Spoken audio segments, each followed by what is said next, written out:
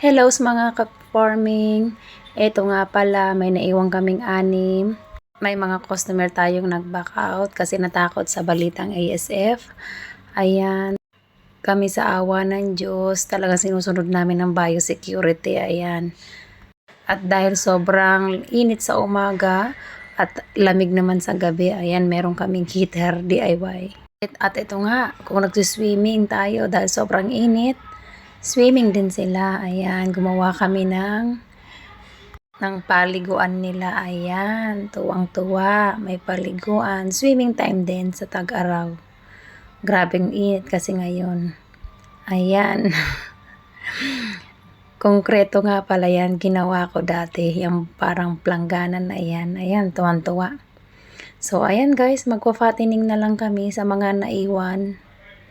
At meron na uli kaming biik uli. 4 days na sila ngayon. At meron kaming mga anak, due date niya na ngayon, 114 days pala. Ayan, ganun talaga ang buhay ng farming. Happy farming.